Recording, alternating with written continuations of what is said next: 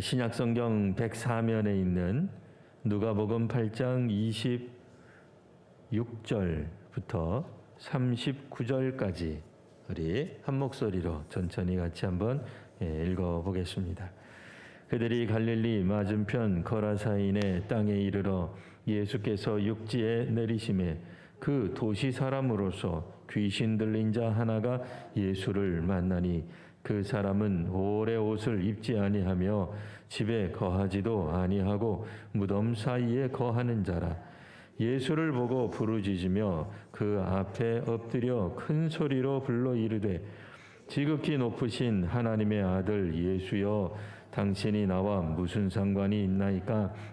당신께 구하노니 나를 괴롭게 하지 마옵소서 하니, 이는 예수께서 이미 더러운 귀신을 명하사 그 사람에게서 나오라 하셨습니다.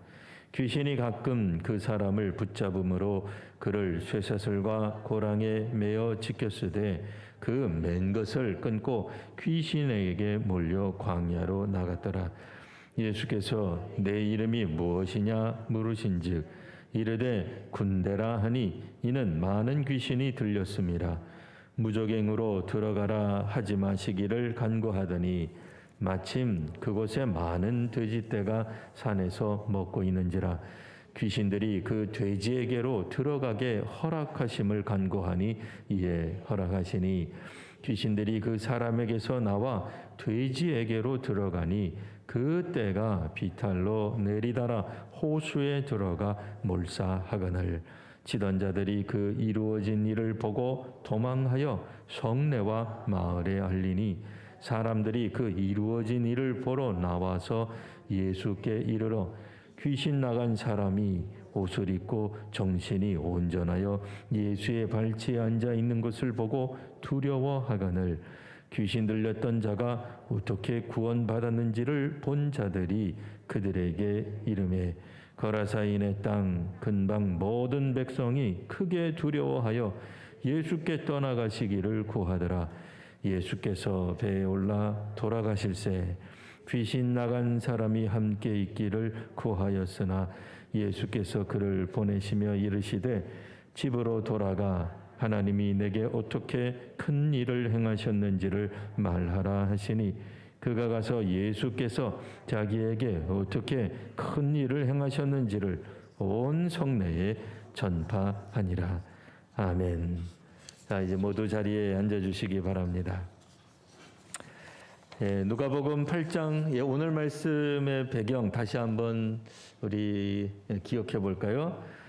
본문이 되는, 이 본문이 나오고 있는 배경이 되고 있는 장소 어디일까요? 갈릴리 맞은편 거라사인의 땅, 이렇게 되어 있습니다. 그러니까 거라사 지역이다, 그런 뜻이죠.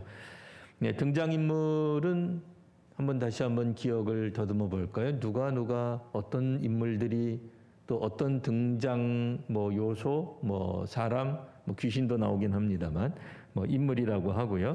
어떤 등장인물이 있었는가? 예수님, 또 직접 언급은 안 됐지만 예수님의 제자들이 분명히 나옵니다. 자, 그다음에 이제 귀신 및 귀신 들린 사람이 나오죠. 그리고 돼지를 치던 사람이 나오고, 거라사 마을 사람들, 동네 사람들, 그다음에 이 일들이 일어난 목격자, 그 목격자도 있어요.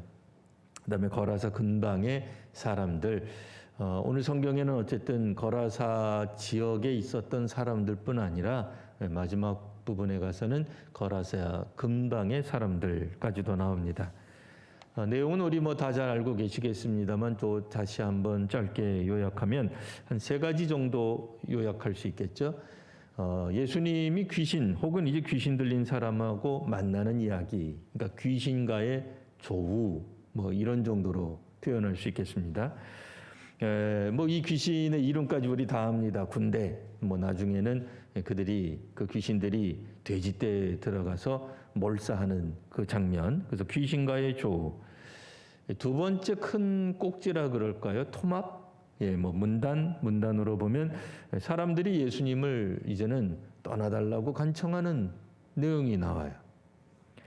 그리고 이제 마지막으로는 나은 사람이, 그러니까 귀신 들렸다가 나은 사람이 예수님을 따라가려고 간청했지만 이제 결국에는 동네에 남는다. 이렇게 이제 크게 한 세 가지 정도 우리가 생각해 볼 수 있겠습니다. 자, 우리가 이제 그러면 이 본문 안에서 어떤 걸 깨달아야 될까요? 지금부터 잠깐 말씀드리는 거는 이게 이제 배가 산으로 가는 얘기니까 이 말씀을 들으면서 괜히 또 아멘 하시면 안 됩니다. 지금 설명하는 거요. 자, 이 말씀을 통해서 전에 어떤 분들은 이런 걸 깨달았어요. 뭘 깨달았냐면, 여기에 축귀, 귀신을 쫓아내는 거죠. 혹은 뭐 축사라고도 했어요. 근데 이제 요즘은 축사라는 말은 잘 안 써요. 왜냐면 축복하는 말하고 혼돈이 돼가지고 한자어로는 어쨌든 사악하다. 그래서 축사도 되기는 해요. 뭐 영어식으로 표현해서 좀 그렇긴 합니다만 뭐 엑소시즘, 뭐 우리말로 가장 잘 번역되는 건 이제 퇴마. 퇴마의 방식을 오늘 이 성경을 통해서 배운다는 거예요. 그래서 퇴마를 하려면 일단 이름을 물어봐야 되는구나. 귀신은 이름을 물어봐야 쫓아낼 수 있다. 그래서 그럴까요? 가끔 이제 몇몇 공포 영화들 보면은 이 귀신을 퇴마사들이 그들이 목사이든 신부이든 혹은 주술가이든 뭐가 되었든지 간에 귀신을 쫓아내기 위해서 이들이 노력하는 것 중에 하나가 귀신의 이름을 알아야 된다는 거예요. 이 귀신의 정체가 뭔지를 아니 귀신이 정체죠. 근데 이제 귀신의 이름을 알아야 된대. 어디서 그런 놀라운 생각을 했더니 이 오늘 본문에 보니까 예수께서 너 이름이 뭐냐 물어봤다는 거예요. 그럼 예수님이 이름을 몰라서 못 쫓아냈다는 거예요? 뭐예요? 어쨌든 이렇게 생각을 하면서 이 귀신을 쫓아내려면 퇴마의 방법의 1순위는 뭐니 해도 이름을 알아내야 된다. 그 다음에 이제 이름을 알아내서 쫓아낼 수 없어요. 그럼 뭐가 있어야 돼요? 숙주가 필요하다. 이 기생충 마냥 이 귀신이 혼자 못 살아요. 왜 못 사는지는 저도 잘 모르겠어요. 이 땅에서 활동하는 오늘 본문을 통해서 지금 잘못 나가는 얘기를 계속하고 있는 겁니다. 그래서 이 땅에서 역사하는 이 귀신은 이 기생충 마냥 사람의 이 숙주, 그러니까 사람에 이렇게 기생하면서 사는 기생충 마냥 사람을 숙주로 필요하는 거예요. 그래서 예수께서 이 사람 보고 이 사람에게서 귀신 들린 사람에게서 귀신 나가라고 했기 때문에 이 귀신이 갈 데가 없어가지고 이 나를 무적행에 지옥에는 보내지 마십시오. 어디로 보내면 좋겠냐? 예수님하고 흥정을 해요. 나 이게 참 희한하죠. 예수님이 나가라 그랬는데 안 나가고 있어요. 그래서 이제 결국은 이 원래 있었던 숙주, 그러니까 곧 인간이죠. 인간을 대신할 돼지떼를 보면서 우리를 저쪽으로 보내주면은 좋겠다. 그래서 예수께서 보내시니까 이 돼지떼들이 나중에는 몰사했다. 이제 이런 얘기입니다. 그럼 이제 우리 복잡해지죠, 생각이. 그러면 퇴마할 때 숙주가 옆에 있지 않으면 큰일 나는 거냐? 그래서 이제 어떤 영화들 보면 나중에 어떻게 해요? 이 귀신을 쫓아내고 하다 안 되면 그 귀신 보고 퇴마사가 내 몸 안으로 들어와라. 이렇게 얘기를 해요. 성경에 있는 비슷한 걸 이제 이렇게 떠올리게 만드는 거죠. 물론 이제 이렇게 읽으실 수도 있습니다. 왜냐하면 성경에 아주 없는 얘기가 아니기 때문에. 그러나 귀신을 초점으로 해서 이렇게 읽기 시작하면 이 이야기는 제가 볼 때는 산으로 가는 이야기가 되는 겁니다. 우리가 이 누가복음을 읽을 때 계속해서 우리 교회에서 강조하는 것 중에 하나가 뭐예요? 성경 본문을 읽을 때 그 본문만 딱 붙잡아 읽으면 해석이 이상해질 수 있다, 그 얘기예요. 그러니까 우리 교회도 이제 그 현수막으로 지금 성경 구절을 적어놨지만 그래도 이 성경 구절이 왜 나오게 되었는지 앞에 있는 부분, 본문 안에서 어떤 의미인지를 설명하고 우리는 붙이는 거예요. 설명도 안 하고 그냥 뜬금없이 붙여놓으면 그거 상관없게 다 하나님 말씀이긴 합니다만 자칫 잘못하면 우리식으로 막 상상의 나래를 펴서 해석할 여지가 있습니다. 그래서 우리 교회에서 가장 중요하게 또 강조하는 내용 중에 하나가 뭐예요? 성경을 쭉 읽어 나가야 된다는 거예요. 그래서 그래서 누가복음 중요한 구절, 정말 은혜가 막 철철 넘치는 구절, 그런 구절들만 뽑아서 보질 않고 어쨌든 매일같이 성경을 꾸준히 읽어 나가는 게 중요한 거예요. 앞에 걸 읽고 오늘 본문을 읽어야 이게 더 의미가 분명해진다 그 얘기예요. 이 8장을 간략하게 요약하면 8장에서는 우리가 익히 잘 알고 있는 4가지 땅에 떨어진 비유가 나옵니다. 뭐 설명 안 해도 다 아시죠? 결론은 뭐예요? 말씀을 듣고 지켜 인내로 결실하는 자가 좋은 땅이다 그 얘기예요. 4가지 비유의 핵심은. 그 다음에 8장에서 또 어떤 비유가 나와요? 등경 위에 두는 등불이 나왔어요. 그 이야기의 핵심은 뭐예요? 이 등경 위에 이 등불을 올려놓으니까 환하게 비춰지는 거예요. 그러니까 누구도 숨길 수 없고 감출 수가 없어요. 우리가 다 드러나게 돼 있어요. 중요한 건 뭐겠어요? 어떻게 들을까? 스스로 삼가해라 그 얘기예요. 우리가 거짓말로 하나님 말씀에 순종합니다라고 뻥튀겨봤자 등불이 올라갔기 때문에 등경 위에 올라가서 온 방안을 환하게 비추기 때문에 다 드러나게 될 것이다. 세 번째로 나오는 이야기 8장에서 나오는 얘기예요. 우리가 지금 8장 하고 있죠. 예수님과 어머니와 동생들 나오니까 예수께서 말씀하십니다. 뭐 여기서는 이제 다른 성경처럼 뭐 주님 당신의 어머니와 동생들이 저기서 기다리고 있습니다. 뭐 누가 내 어머니와 동생이란 말이 그런 말들은 없어요. 없지만 간략하게 다른 복음서하고 동일한 메시지가 나옵니다. 뭐예요? 하나님의 말씀을 듣고 행하는 자가 내 어머니고 내 동생이다. 하나님 말씀을 듣고 행하는 자라야 된다 이거예요. 그리고 나서 예수께서 호수 저 건너편으로 가자. 그 건너편이 어디예요? 오늘 본문에 나와 있는 거라사죠. 근데 이 호수 건너가다가 무슨 일이 벌어져요? 예수님은 주무시고 계시는데 큰 바람, 광풍이 불어. 뭐 물결이 그냥 뭐 파도가 치고 예수께서 말씀하시니까 어떤 일이 벌어져요? 바람과 물결이 잔잔해졌다. 그래서 이제 제자들이 놀라죠. 저가 누구길래 바람과 물결도 순종하는가? 네.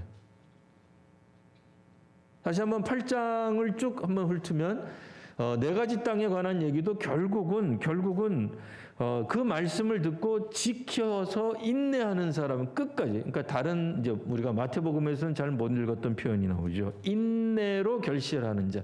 뭔가 고통, 고난, 풍파, 비바람, 거셈, 쉽지 않음.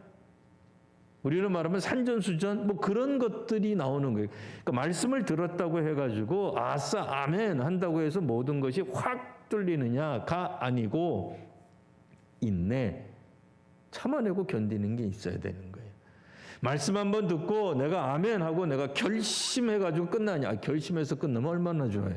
결단하면 끝나냐? 그게 아니에요. 실제로 거기까지 가야 되는 거예요.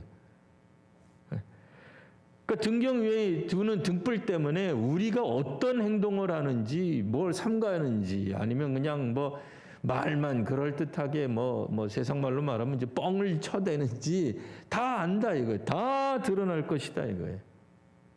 그러니까 예수님께서 인정하는 나의 혈육이란 누구냐? 하나님의 말씀을 듣고 행하는 자가 내 어머니요 내 동생들이 되는 거다.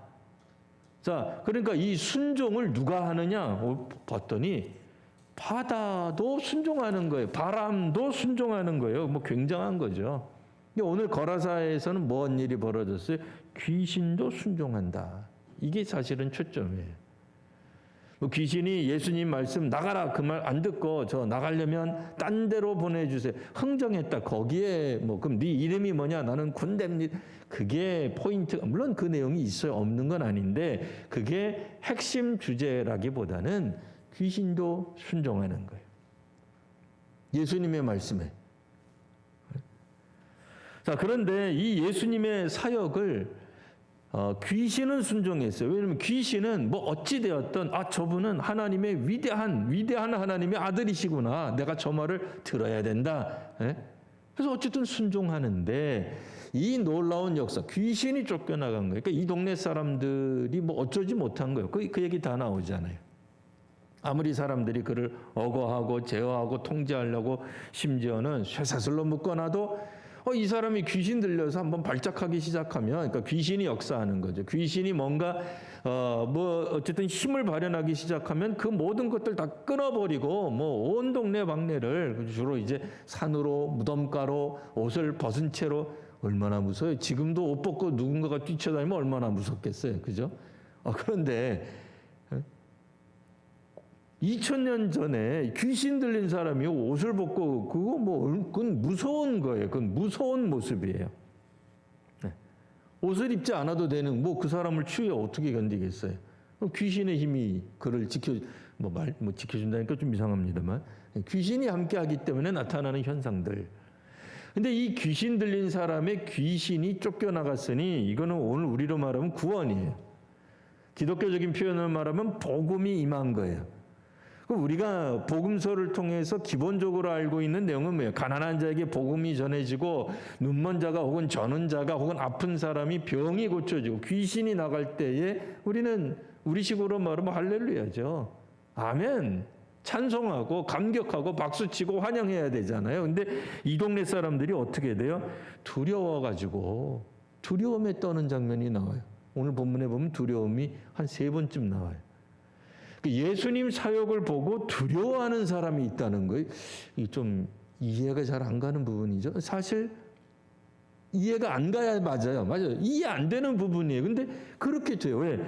예수님을 믿고 따를 때 분명한 변화가 일어나기 때문에 그래요. 그러니까 복음이 선포되고 하나님 나라가 드러나는 전파되는 그 양상이 뭐냐? 오늘 우리들에게는 일상의 변화가 일어나는 거예요. 그동안 우리들이 꾸준히 물론 귀신 들렸던 사람과 동행하는 것이 좋은 일상은 아니었겠지만 거라사 사람들 입장에서는 포기한 일상이었어요. 포기했어도 일상이에요. 여러분 우리가 제일 싫어하는 게 뭐예요? 누군가가 우리한테 갑자기 시키는 거잖아요. 일상이 흔들리는 거 싫은 거예요. 우리가 코로나19가 싫은 이유가 뭐예요? 처음에 거부하고 마스크도 잘 안 쓰고 승질냈던 이유가 뭐예요? 일상을 누군가가 바꿔버린 거예요, 우리가 편하게 생각하는 우리가 일반적으로 살아왔던 일상이 변화해야 되는데 그거 좋아할 사람 어디 있어요? 네, 믿음이 그런 특징이 있어요. 하나님 나라를 받아들이고 예수의 운동에 동참하는 사람들은 일상이 바뀌는 거예요. 귀신 들렸던 사람에게서 귀신이 없어지는 거예요. 신앙생활 한다는 것, 예수님의 제자로 살아간다는 것은 일상에 변화가 생기는 일입니다. 일요일 날 우리 산으로 들러 놀러 가던 사람들이 다 포기해야 되는 거예요. 그거 굉장히 어려운 일이에요. 우리 그래도 신앙생활 오래 하신 분들 볼 때는 그거 주일 성수도 못해. 그거 세례 받았으면 좀 하지. 우리도 수십 년 신앙생활 했으니까 그게 교회 나가는 게 일상이 됐기 때문에 쉬운 거지.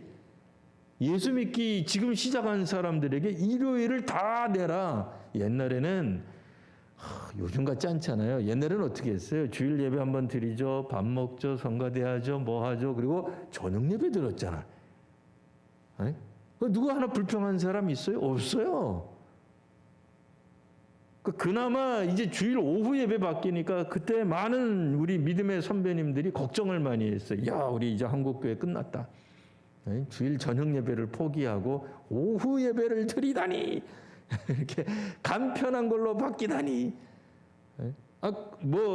저녁 예배를 드려야 좋다는 거 말씀드리는 게 아니라 그것도 일상이 좀 바뀌는 거예요. 그러나 어쨌든 신앙생활 한다는 건 일상이 바뀌는 거예요.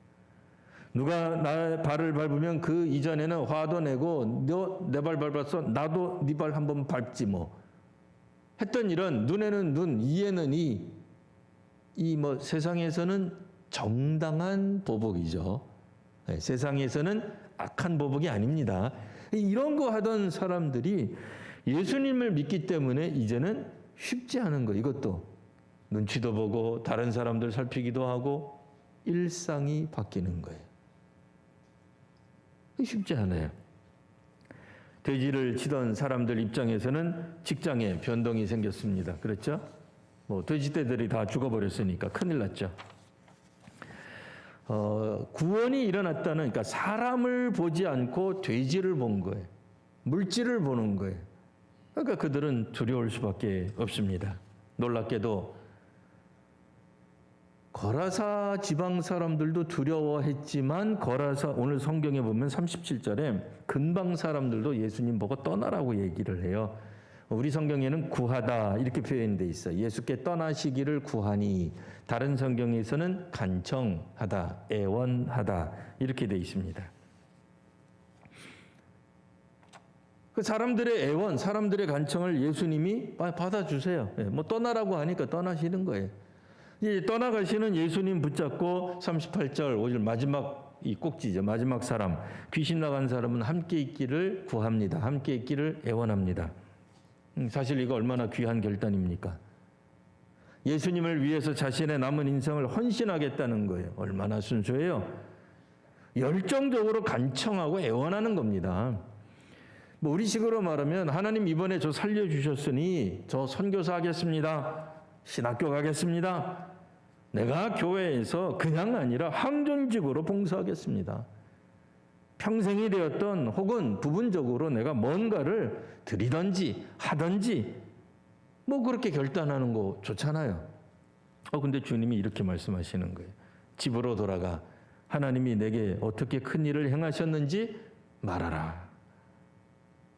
아니 왜 이런 말씀을 하시는 거예요, 예수님은? 아니 귀신 들렸던 그런 전력 때문에 예수님과 동행하기에 창피해서 그랬을까요? 아니에요. 8장 2절 오늘 우리가 읽었던 그 8장 2절에 보면 7 귀신이 나간 막달라인 마리아가 예수님과 동행해요. 거기는 뭐 7 귀신이라서 괜찮나? 여기는 군대라서 그런가? 뭐 어쨌든 7 귀신이 꼭 7마리 귀신, 이 귀신을 세는 수를 제가 잘 모르겠어요. 수량을 어떻게 읽어야 될지. 귀신을 한 분, 두 분은 아닌 것 같고 귀신을 한 마리, 두 마리 해야 되는 건지 한 명, 두 명 해야 되는 건지 잘 모르겠으나 어쨌든 7 귀신을 그러니까 7개의 귀신으로 볼 수도 있지만 뭐 성경 우리 다 아시잖아요. 7이라고 하는 완전수, 뭐 하나님같이 완전하다는 의미가 아니라 꽉 찬 수가 될 수도 있어요. 그러니까 이 7 귀신이 많다는 뜻인지 진짜 7마리가 있었다는 건지 그건 잘 모르겠으나 뭐 어쨌든 예수님 옆에는 이미 귀신 들린, 그래서 그 귀신이 나간 막달라인 마리아가 수종 들고 있었어요.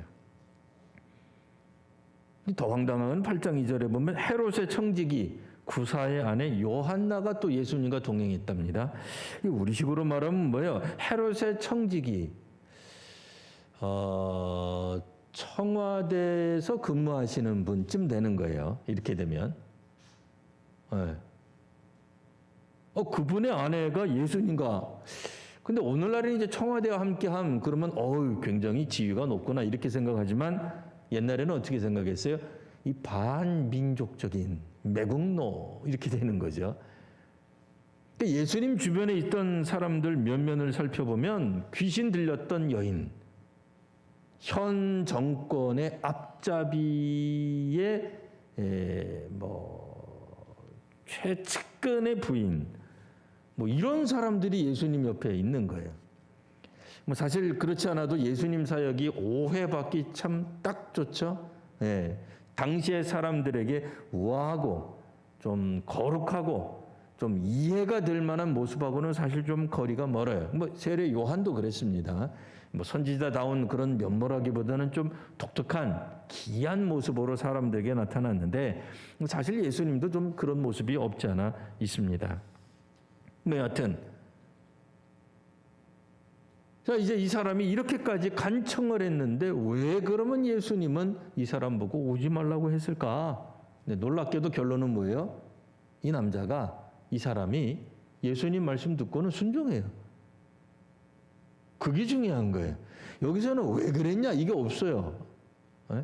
왜 뭐가 하자가 있어서 빼뜨려 그런 게 아니에요. 중요한 게 뭐예요? 이분은 예수님의 말씀에 순종해요.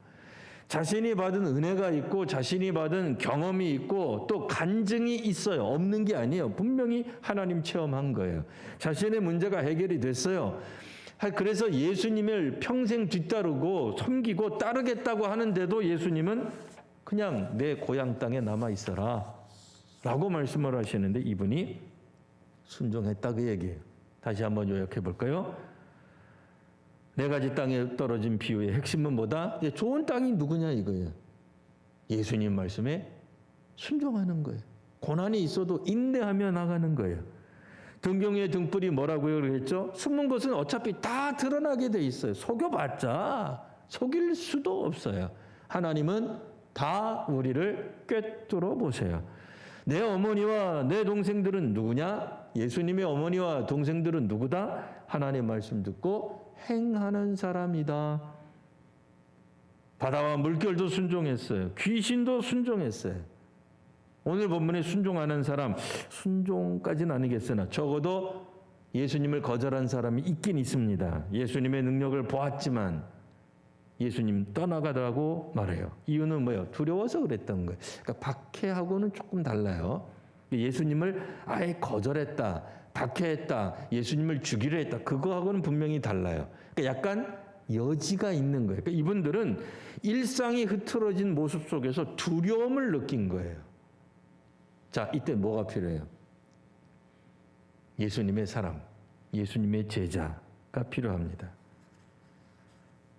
그래서 이 귀신 들렸던 사람이 남아서 하나님의 일을 그들에게 전파하도록 사명을 받는 거예요.